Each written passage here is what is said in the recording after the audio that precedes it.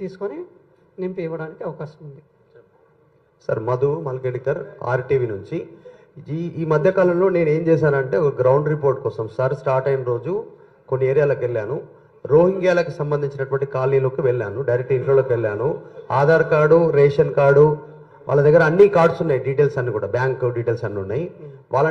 వాళ్ళ విషయంలో ఏం చేయబోతా ఉన్నారు వాటికి సంబంధించి చాలా సమస్య ఉంది. లోకల్గా ముస్లిమ్స్కి కానీ అక్కడ లోకల్ ముస్లిమ్స్కి సమస్య ఉంది, స్థానికులకు సమస్య ఉంది. వాళ్ళ దగ్గర అన్ని ఆధారాలు ఉన్నాయి. మనం ఈరోజు బ్యాంక్ అకౌంట్ ఓపెన్ చేయాలంటే చాలా ఇబ్బంది ఉంది. మా ఓటు ఆల్రెడీ వేసింది, ఇప్పుడు మళ్ళీ మనం రెన్యువల్ చేసుకోవాలంటే ఇంత ఇబ్బంది కలుగుతూ ఉంది సిచ్యువేషను. కానీ వాళ్ళ దగ్గర అన్నీ ఉన్నాయి. వాళ్ళని ఎట్లా ఫిల్టర్ చేయబోతారు? గ్రౌండ్లో చాలా దారుణమైనటువంటి పరిస్థితులు ఉన్నాయి.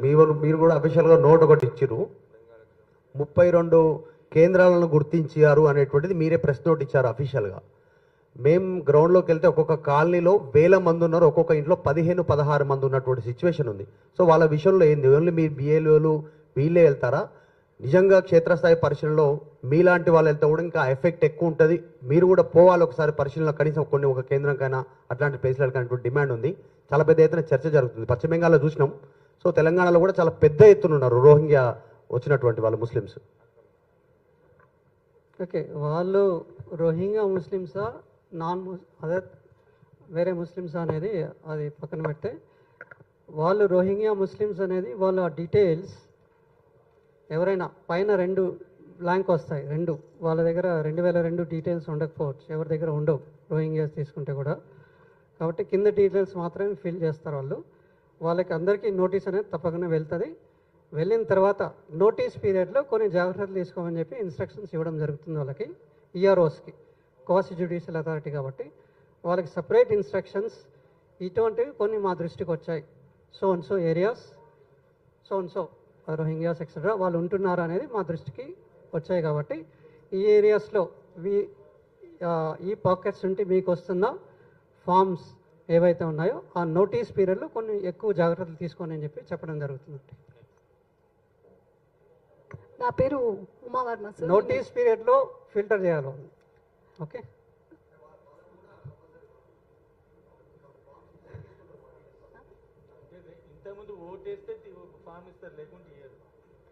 ఫస్ట్ ఆఫ్ ఆల్ వాళ్ళు మీరు అంటున్నట్టు రోహింగ్యాస్ కూడా ఓటర్ లిస్ట్లో అంటున్నారు కాబట్టి 2002ది అవన్నీ బ్లాంక్ ఉంటాయి. ఖచ్చితంగా నోటీస్ అనేది వెళ్తుంది వాళ్ళకి. నోటీస్ వెళ్ళినప్పుడు ఎంక్వైరీ పీరియడ్, నోటీస్ పీరియడ్లో కొంచెం జాగ్రత్తగా ఎక్కువ చూడమని చెప్తాము. దాని ప్రకారం ఫిల్టర్ అవ్వడం ఛాన్స్ ఉంది. సార్ నా పేరు Uma Varma, senior journalist and press club executive member. Sir ఇప్పుడు మెయిన్ అర్బనైజేషన్లో మీరు 60% అంటున్నారు. సో మెయిన్ గచ్చిబౌలి, మణికొండ ఈ ఏరియాలో గేటెడ్ కమ్యూనిటీస్ ఉంటాయండి. సో రూరల్లో మనుషులు గుర్తుపడతారు, ఒకరికొకరు సహాయం చేస్తారు. ఈ గేటెడ్ కమ్యూనిటీలో కమ్యూనికేషన్ అనేది చాలా 0%.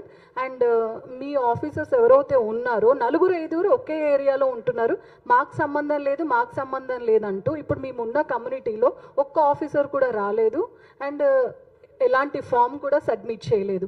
సో ఇది చాలా వరకు మీరు అందరినీ ప్రక్షాళన చేసే భాగంలో చాలామంది వెళ్ళిపోయే అవకాశం ఉంది. అండ్ ఇంకొకటి, రూరల్లో ఉన్న వాళ్ళందరూ అక్కడ ఓటక్కు ఉంటుంది అండ్ వాళ్ళు సిటీలో సెటిల్ అవుతారు. మరి మీరు అక్కడికి వెళ్ళి మీ ఆఫీసర్స్ ఉన్నప్పుడు వాళ్ళు లేకపోతే ఎలాగా? అండ్ ఇంకొకటి, తెలుగులో ప్యూర్ ఇప్పుడు ఎగ్జామ్స్ ప్రిపరేషన్ లాగా ఉంది సార్ ఇది సబ్జెక్టు. సో మీరు ఇంత బాగా ఎలాబరేట్గా చెప్తూనే కొంతమందికి అర్థం కావట్లేదు. సో రూరల్లో కానీ అర్బన్లో కానీ దీని గురించి అర్థం కాక మనకి ఎందుకు వచ్చిన తనలేపని ఫామ్ ఫిలప్ చేయని వాళ్ళు కూడా చాలామంది ఉన్నారు. సో ఫర్ ఎగ్జాంపుల్ ఇప్పుడు ఇక్కడ ఉన్న వాళ్ళకి ఎంతమందికి ఇంటికి ఫామ్ వచ్చింది అనేది మీరు కన్ఫర్మ్ చేసుకోవచ్చు. అంటే దాదాపు ఒక 10% కూడా ఇది రీచ్ అవ్వలేదు. సో దీనిపైన అవేర్నెస్ పెడతారా? డెసిషన్ మేకింగ్ ఎలా ఉంటుంది? అండ్ మీరు అంటున్నారు మోర్ దెన్ 50+ వాళ్ళకి ఇది ఒక ఎగ్జామ్ లానే ఉంటుంది.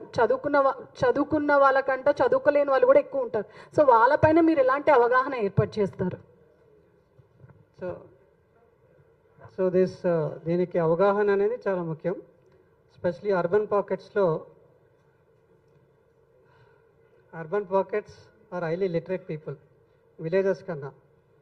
కాబట్టి వాళ్ళకి ఇలా చెప్తే అలా నేర్చుకోవాలి. అర్బన్ పాకెట్స్లో if you are complaining that urban పాకెట్స్లోనే ఇల్లిటరేట్ టైప్లో ఇల్లిటరేట్గా ఉన్నారంటే it is a drawback of the person, not the person who is educating. Because urban పాకెట్స్లో లిటరసీ అనేది చాలా ఎక్కువ. కాబట్టి ఒక మార్గం కాకపోతే 2 మార్గాలు, మూడో మార్గం కూడా వెతికైనా కూడా I have to become a voter అనే ఒక what is it no not puzzle. If there is a will that I have to become a voter అంటే it will not be a puzzle. Educated person it's a puzzle అని చెప్పకూడదు. Because educated person knows what is this అనేది. ఇంకా rural ఏరియాస్లో వాళ్ళకి అర్థం కాదంటే semi literates, rural area it's not an issue. Urban పాకెట్స్లో మీరు అంటున్నారు ఇప్పుడు రూరల్ ఏరియాస్లో బిఎల్ఓస్ వాళ్ళకి బాగా తెలుసు కాబట్టి BLOs will help them out. In urban pockets బిఎల్ఓస్కి ఆ ఏరియా ఇంతకుముందు చెప్పినట్టు ఆ ఏరియా మీద పట్టు లేకపోవడం, వీళ్ళు కొత్త ఎంప్లాయీస్ ఇదొక drawback. Second thing is in urban pockets they are busy with something else. They are busy eking out their livelihood. They are busy in their own way. కాబట్టి వాళ్ళ ఎన్యుమరేషన్ ఫామ్ ఫిల్ చేయడంలో వాళ్ళకి they are finding it difficult అనేది it's not cannot be taken. Or ECI.net ఉంది కదా, దాంట్లో కూడా fill చేసుకోవచ్చు.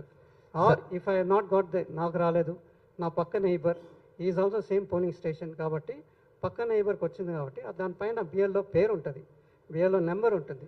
ఆ బిఎల్ఓకి ఫోన్ చేసి పక్కన ఆయనకి ఇచ్చావు, నేను అదే పోలింగ్ స్టేషన్ నాకు రాలేదని చెప్పి కూడా అడిగి తీసుకోవచ్చు. Different ways. Sir sir sir sir sir sir sir sir వెనకాల ఏదో కుట్ర ఉంది, చాలా ఓట్లు తీసేసే ఒక కుట్ర జరుగుతుంది అని చెప్పి ప్రతిపక్షాలు ప్రధానంగా వాదిస్తున్నాయి. ఎందుకంటే ఎంఐఎం పార్టీ దీని మీద ఫోకస్ చేసింది, దాని మీదనే మిమ్మల్ని క్వశ్చన్ చేస్తుంది. అసలు నిజంగా కుట్ర అనేది ఉందా? నిజంగా ఓట్లు తొలగించే అవకాశం ఉందా? లేదండి.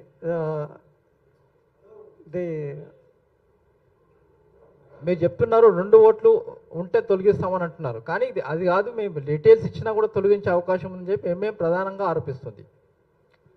లేదండి, ఎస్ఐఆర్ అనేది ఇంతకుముందు చెప్తున్నట్టు ఇట్స్ ఇంటెన్సివ్ రివిజన్, పూర్తి ప్రక్షాళన. It's a process. ఈ ప్రాసెస్ కొంచెం ఎవ్రీ ఇయర్ జరిగేదానికన్నా కొంచెం క్లిష్టంగా కనపడుతుంది.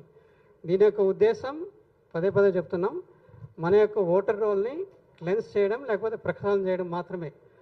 ప్రతి ఒక్క ఓటర్ని ఫిల్ చేసి ఇచ్చినా కూడా అతని పేరు తీసేయాలి అనే ఉద్దేశం లేదు. ఎలక్షన్ కమిషన్ యొక్క ఉద్దేశం పదే చెప్తున్నాం, దీన్ని ప్యూరిఫై చేయడం లేకపోతే ప్రక్షాళన చేయడం మాత్రమే, కానీ ఓటర్స్ని తీసేయాలనే ఉద్దేశం కాదు. ఒకవేళ నోటీస్ వచ్చినా కూడా ఈఆర్ఓ ఎవరైతే ఉన్నారో 1000 మందికి నోటీస్ వస్తే అందరికీ ఖచ్చితంగా అతను పూర్తిగా డీటెయిల్డ్గా చూడాలి. ఓటు తీసేసే ముందు అతను పూర్తిగా వెరిఫై చేసుకోవాలి. అతను ఫిల్ చేసిన డీటెయిల్స్, తర్వాత అతను పొందుపరిచిన ఇన్ఫర్మేషన్ మొత్తం జాగ్రత్తగా చూసుకొని అక్కడ డౌట్స్ ఏదైనా ఉంటేనే అప్పటికి ఆ కన్సర్న్డ్ ఎలక్టర్ని పిలిపించి ఆ డౌట్స్ పూర్తిగా క్లారిఫై చేసుకున్న తర్వాతే ఓటు తీసేయడానికి అతను ముందుకెళ్లాల్సి వస్తుంది. ఆ ఓటు తీసేస్తూ ఉంటే కూడా అతను స్పీకింగ్ ఆర్డర్ ఎందుకు కారణాలు రాయాల్సి వస్తుంది.